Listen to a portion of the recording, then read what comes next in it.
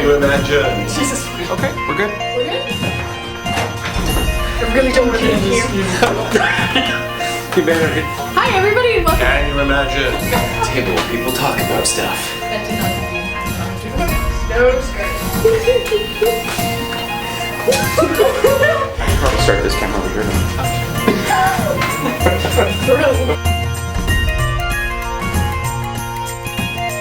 Hi everyone and welcome to episode 33 of Nights at the Round Table, a special a special episode coming to you from CanCon Ottawa 2014.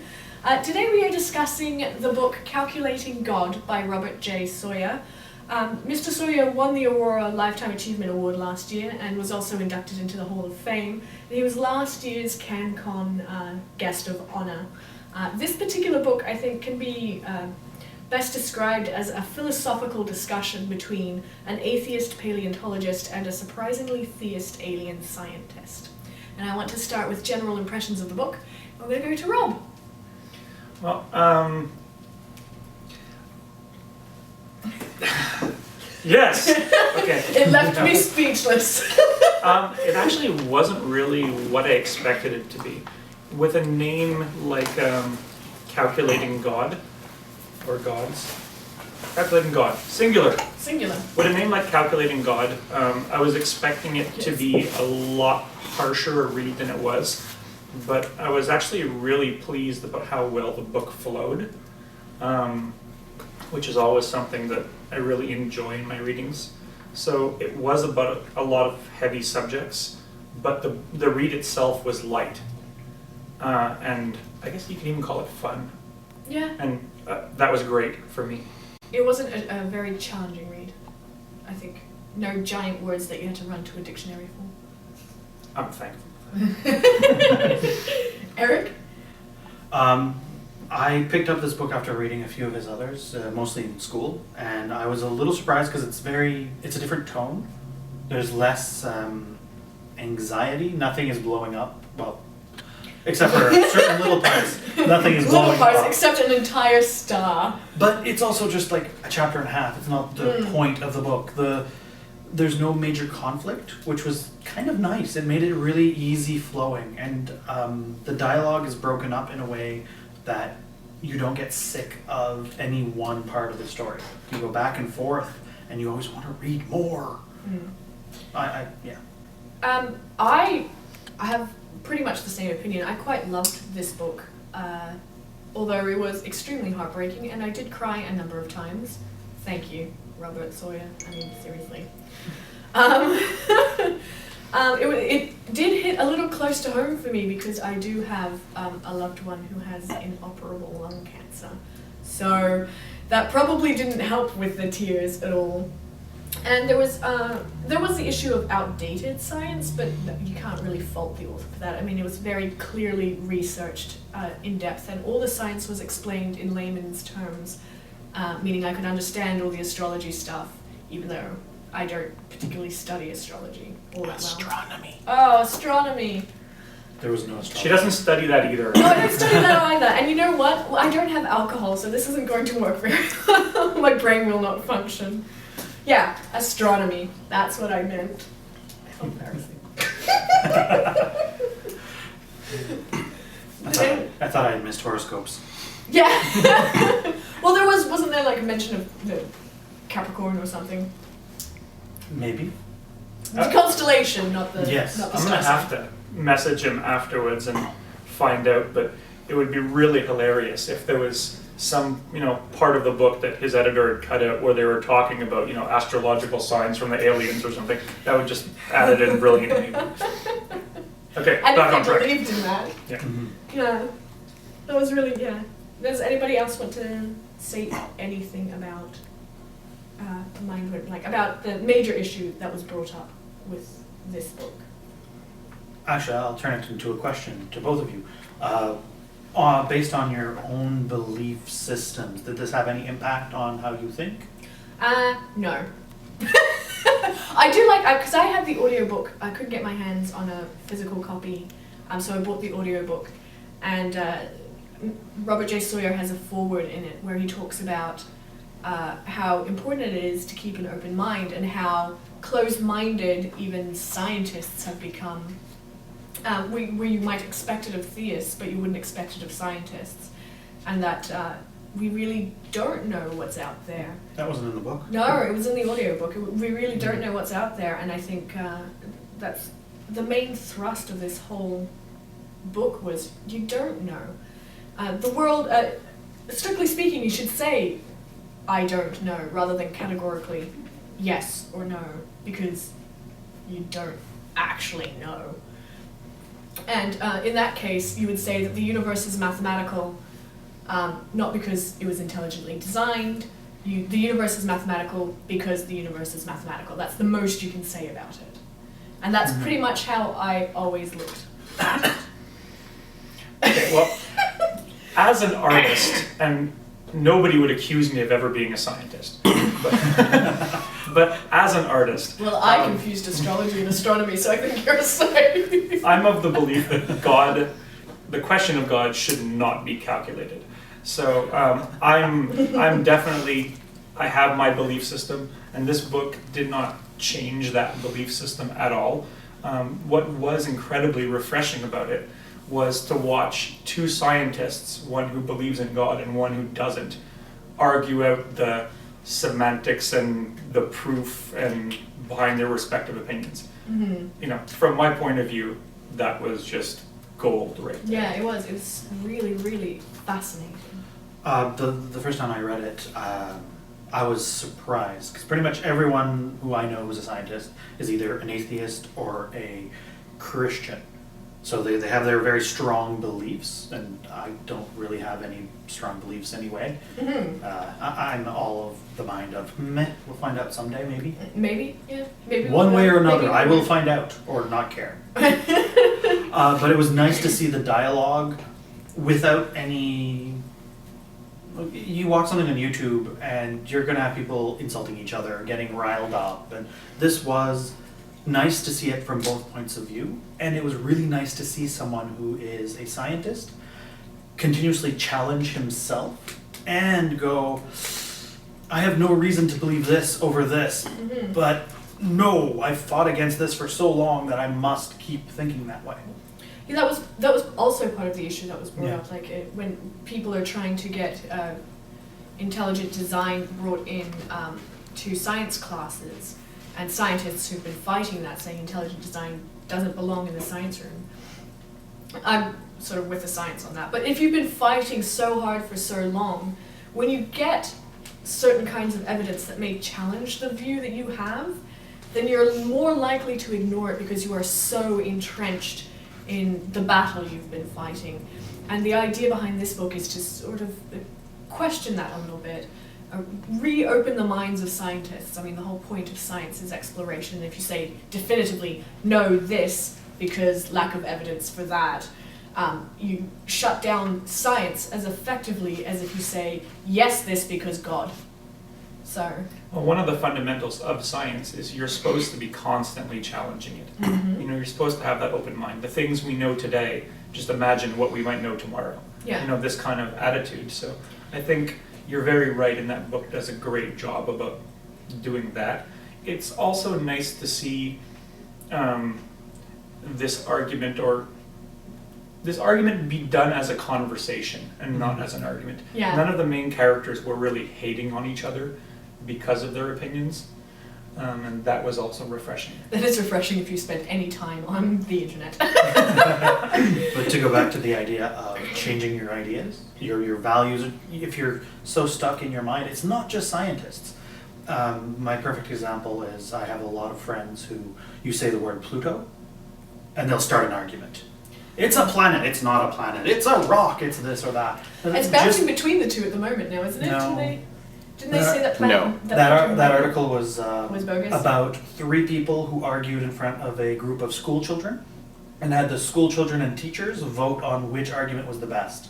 Oh, well, that's what I get for only reading headlines. Yeah. So Pluto is still declassified as a planet. Okay. But it's still a planet. It's a dwarf planet. It's a dwarf planet. I mean, everything is classified differently. For an example of this book, in this book they're talking about wolves and dogs. And at the time, the established knowledge was that there was Canis lupus and Canis domesticus. Familiars. Familiaris, sorry. Alert to viewers, Pluto declassified, breaking news from Silverstone. And since the book was written, they've changed the classification system so that wolves and dogs are the same race. They're the same species. They're both Canis lupus now. There's Canis lupus and Canis lupus lupus. Yeah. That was my point about the outdated change. science, because I've read. But people will still argue that, even though it's been established. Well, and proven, because I read that because there were different species, they couldn't interbreed and produce viable offspring. And I had to stop and I'm like, wait, no, that's not right. And I went and I looked it up because I couldn't trust my own memory. And no, it's not right. They do produce viable offspring, meaning that a wolf-dog hybrid will be able to breed with and do so successfully. But that is because science is continually questioning itself and taking into consideration other facts. But when it comes to the question of could the universe have been intelligently designed, there seems to be a lot of resistance and ignorance, deliberate ignorance of certain things that might lead a scientist to say, yes, well, it is possible. They're not even willing to say it is possible because they've been fighting it so long and they're so entrenched and it's so us versus them now.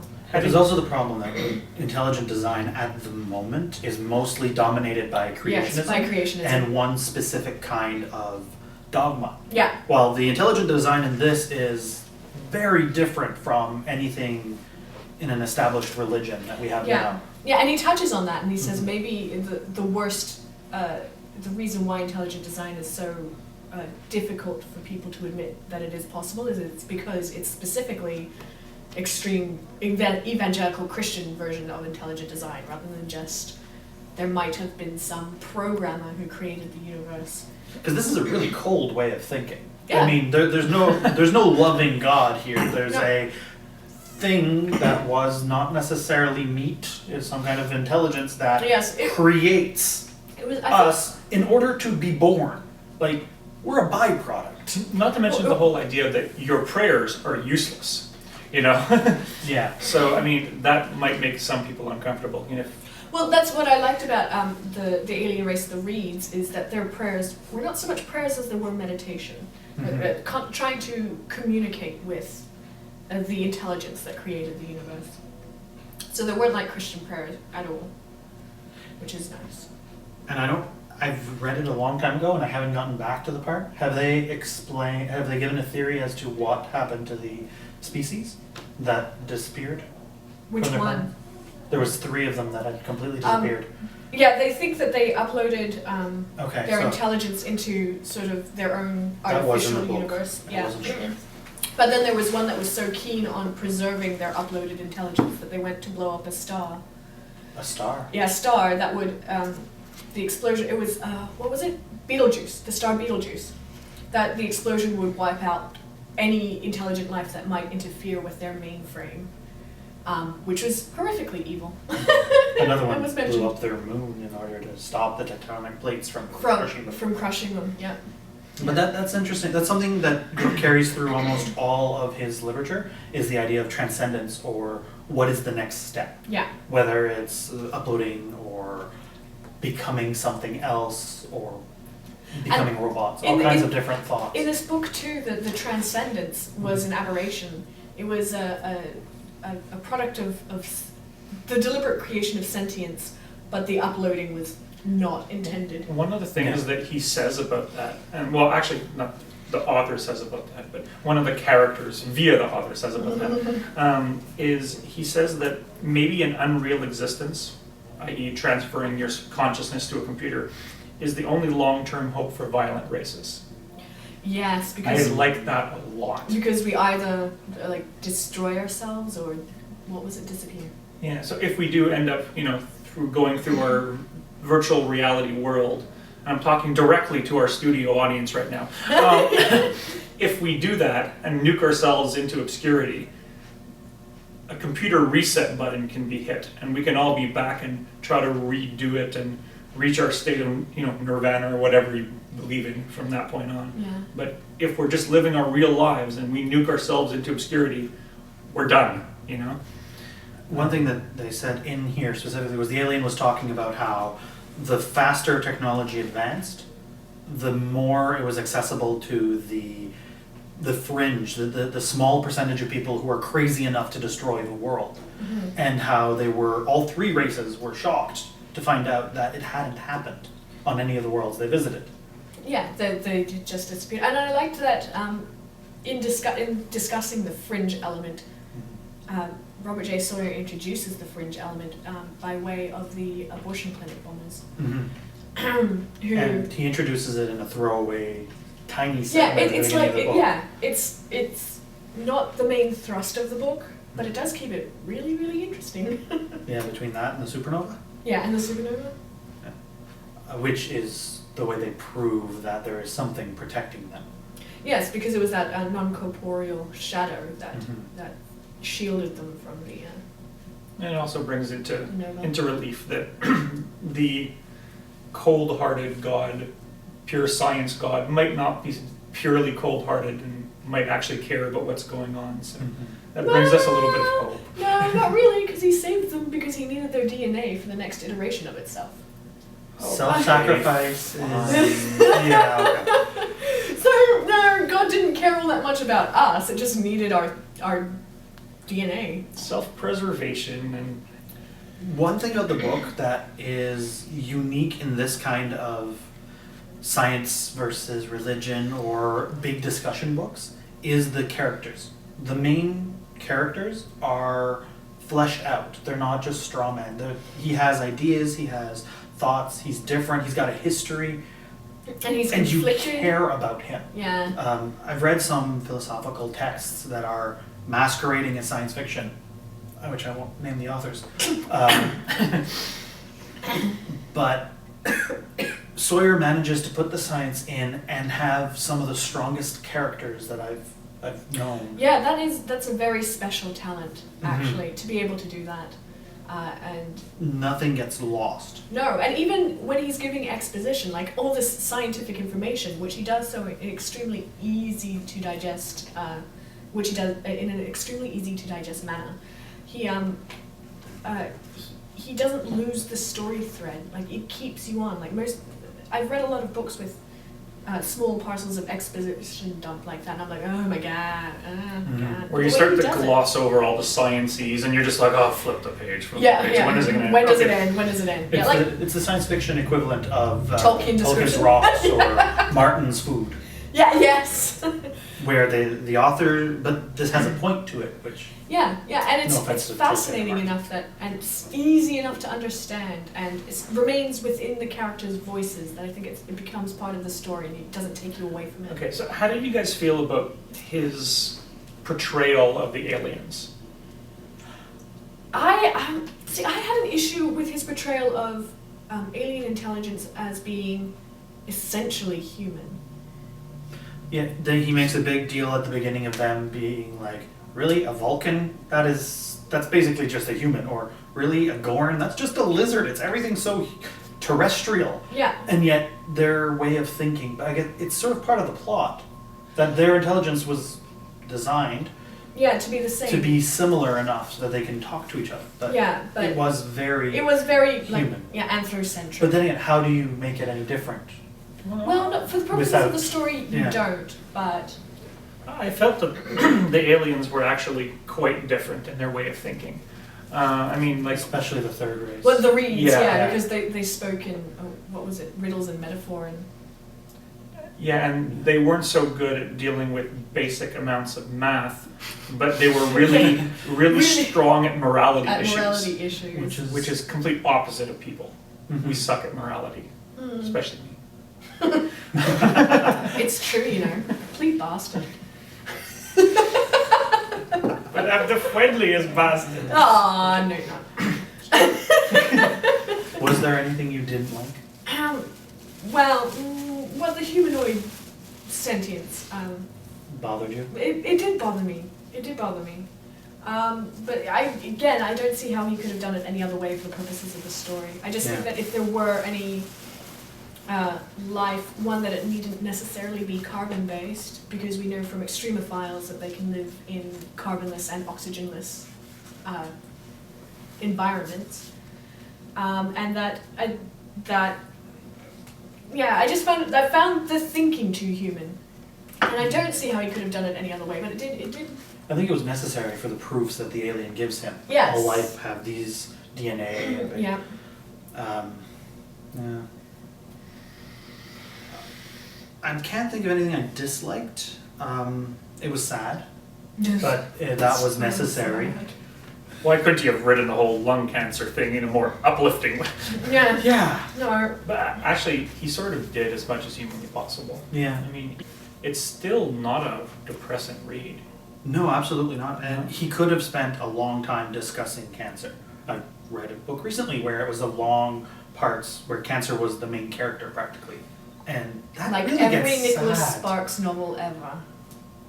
I'll take your word for it. Oh gosh. I also like the fact that the aliens couldn't cure it. Yes. I like that the aliens were only, I think they said, a couple decades ahead of us. Ahead of us, technologically speaking. We were missing like a few little breakthroughs and that was it. Yeah. Especially when, the spider alien Hollis, when he was like, listen, I can't do that, I like that Hollis's own And he's like, my own mother, yeah. mother died of cancer. Oh, and I also, it made me giggle because it's something that I see an awful lot when it comes to aliens, is the he actually turned out to be a she. Mm-hmm. So, and it's something, it happened in, fortunately, The Milk. Yes, the Stegosaurus. With the Stegosaurus, the scientist Stegosaurus was actually a she, even though you go through most of the book thinking that it's a he. Yeah, it's one of those things where it's, there's a certain amount of gender bias. I mean, It's a great way to show our bias when we're like, oh yeah, of course it's a he. when you're talking Deep to voice, scientific thinking. a giant spider, it's spider. not obvious to us, so we're like, okay, you know what? It's a guy, the main character is a guy, he's assuming he's talking to a guy, and if you want to go even further with the bias, that the scientist is a guy. Yeah, that's what I wanted to point out. And then you find out And that, then you find out, nope. no, it's a girl, It's a girl. and he's like, you know what? Or it's female, rather. It's a Yeah, girl. well, they have a longer age span than humans by almost double, right? Mhm. So, Thankfully. it's a girl, but they handled it really well. Yeah. Yeah. I like the main character's reaction. It's sort of like, oh no, I'll just change the pronouns. Yeah. Well, he But does I'm it at dying of first. cancers. He does it at first. He's He's like, troubled, yeah. you don't mind if I just keep calling you he? And she's like, well, I'm not insulted by it anymore, so do whatever you want. Insulted. Because it happens all the time, Yeah. she said, yeah. One thing that I liked for the alien, I know it makes them more human, but there's the Spock effect that I like to call, where all aliens since Spock have been slightly unfeeling, logical, no sense of humor, and then we have this alien who is cracking jokes that the humans are ignoring. Yeah. I like that she was sarcastic. But the other thing that I liked, which was profoundly, well, I don't want to say human, profoundly parental, was when she reveals that she has children. Mm-hmm. It's like, do you want to see photos of them? Yeah, I think that would be a universal constant. Yeah, it would be for all I have parents children. Do you everywhere. want to see them? Do you want to see a picture? I have Yeah. cats. Do you want to see pictures? Yeah. I liked that very much. How do you feel about the fact that, alien species comes to Earth and the first thing they do is look for a paleontologist? I thought that That was brilliant. made me smile. Because honestly, unless there was some sort of invading force or they're coming specifically to do trade, why would they go straight to presidents and prime ministers? And I also like the fact that they're like, well, we have to take you away for your own security. And he's like, no. No. But our prime minister wants to talk to you. Well, he can come here. I'm here to talk to the scientists. I don't care what your politics are. I don't care what your government says. Yeah. I'm a scientist. I'm here for And- science. Which I have watched enough of your television to know. That made me smile. I also like that the alien was smart enough to come down as a hologram. Yeah. Oh, you need alcohol too. Mm-hmm. Yeah. Today's episode is not sponsored by Kilkenny as usual when I'm on the panel. Sponsored by Tim Hortons. which still Send us gift cards. Tim Hortons sent us. Yeah. Okay. We're getting on the half-hour mark. Do we want to? Do you have something else you wanted to add? I thought there was. And I just ruined it. That's Sorry. okay. I'll think about it. Hold Do on. we want to cut here and go for a beer and then come back? Is that... Yeah. No, we don't have enough time. Nope. Well, Okay. I enjoyed the non-threatening aliens. 'Cause you have, in science fiction, especially the past forever, 90% of the aliens that visit us want to blow us up. For some undisclosed reason. Yeah, and I like how this alien makes fun of it. He's Yeah. like, why would I want your stuff? We have everything we need. Yeah. And just by the fact that, you know, like they came to us in a spaceship says they are more higher advanced than we are, so they don't need our shit. Yeah. You know? Yeah. So, And Yeah, I did. no Mars attack syndrome. yeah, and I like the poor CSIS officers who are like, we don't know what to do. Look, you're supposed to say, "Take me to your leader." You're doing it wrong. Works. Yeah. The alien's like, I've watched enough TV to know that you may have a manual for it and we're ignoring you. You know? Yeah. And I like the alien's joke, I will leave your cattle alone. Yes. If you would like, I'll probe you. Yeah. Yeah, that made me smile. What did you think, I mean, obviously he's a Canadian author, but what did you think of the aliens going to the wrong? I mean, Of there was a all good reason places. because it has one of the largest Paleontological collections. Yes, Yay! Words and more words. Yay. Dinosaur bones, lots of. Lots of, yeah. Yeah. The other thing that I thought was interesting was the politics. I'm old, well, we're all old enough to remember Harris. all the Mike Harris jabs. All the Mike Harris jabs. That was healthcare. hilarious. All the cutbacks and. The first time I read it, I was like, why do I care? Why is the author attacking Mike Harris? And then I realized reading it a second time, it's not the author, it's the character. Yeah. And it shows you his anger towards the whole system because of what he's going through. Even Yeah. more than the jab at Mike Harris for the overall cuts, I enjoyed the main character's jab at his immediate superior for Yes. what she was doing to That the was museum. hilarious. Yes. And there's one point where The dumbing it down for they're quoting her. edutainment. And it's like, a model of our displays, what a model of our display should look like. Don't bore the audience, don't weigh them down with facts, just let them gawk. And I was like, thanks. Yeah, I want to know the facts. That's why I go to these Museum, places. yeah. Right. And it's logical for him to be worried about the impact it's having, or the lack of yes. impact. Well, yes, that it was the lack of impact that he was talking about because he remembers when he was a kid watching all of this stuff and how It inspired thrilling him. and inspiring he found it, and how he was worried that children just wouldn't be inspired in the same way anymore because of the ridiculous changes that they're making to the information that they're fed. I'm sure that real people who work in a museum are going through these exact same questions and wondering, you know, have we just relegated it down to a curiosity, and is there still any educational purpose to this? Are we pandering to the lowest common denominator? Mhm. All right, we have to go to our final thoughts on the issue. So I'm going to start with you. Okay. And rating out of 5 stars. I reviewed the book about 2 years ago on my blog, and I gave it a 75%, but having reread it, I think I would give it higher. So I'm going to give it 4 out of 5 stars. 4 out of 5 stars. It's a fun book that makes you think. It's rare to have them both mixed together without feeling dirty. It never forces you to think in a specific way. It never says, this is the right answer. It says, this is the right answer in this universe.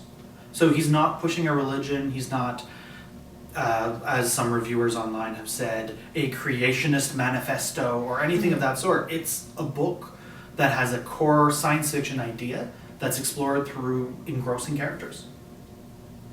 Okay, well, I'm inclined to give it a 4 out of 5, but given how I view the author as a friend, or at least an extremely friendly acquaintance, I'm going to dock it down to a 3.5 just to be perfectly PC. But what I will say Yeah, That was not what I was I expecting. have to self-dock it, you know. I was expecting kissing up, Yeah. not. But what I will say is the one thing this book did do for me is it really wanted to make me read his other books. Mm-hmm. And I'm going to have to make that a priority because I just really enjoyed his writing. You should. Yeah. They're amazing. Yeah. So I'm kind of in the same boat as Eric. I gave it a 4 out of 5. It was an incredibly engrossing story that didn't shove any one ideology down your throat. It let you think for yourself and gave you sort of an easy, not quite so emotionally charged manner to get the information you need to think for yourself. And the writing style was really easy to get into, and the story was really touching. The paleontologist character really, really got to me. Of course, personal happenstance helped with that a little bit. There were a lot of tears shed over this book, and yeah, I do want to pick up much more of his stuff. Just a great read. So yeah, 4 out of 5. It was a great book. I wonder if it, sorry, I hate to go back in the conversation, but I wonder if it was on purpose that he had a strong, sad storyline that was really emotional to sort of distract you from getting too emotionally invested in the fight. Well, fight. Yeah, but that's just it. It wasn't a fight. It was a conversation. Yeah. And that's what I liked about it. It wasn't a battle, it was a conversation. And it seemed very involved. Alright, we don't have any books to pick from because we did that last time. If you watch our vlog at all, you know that the book... if there's anyone out there... If you watch our vlog at all, then I'm hoping you're watching now. Yes. We could ask our studio audience for book suggestions. Well, no, see, because we picked it. The last time, it's Doorways in Denied. Sand by Roger Zelazny. That's one of my favorite books. Oh, excellent! So we have a panelist already. And next week we'll be discussing the film Pitch Black. If you would like to join the conversation, please leave a comment down below. Don't forget to like and subscribe, and you can also find us on Twitter and Facebook. Thanks very much. Bye.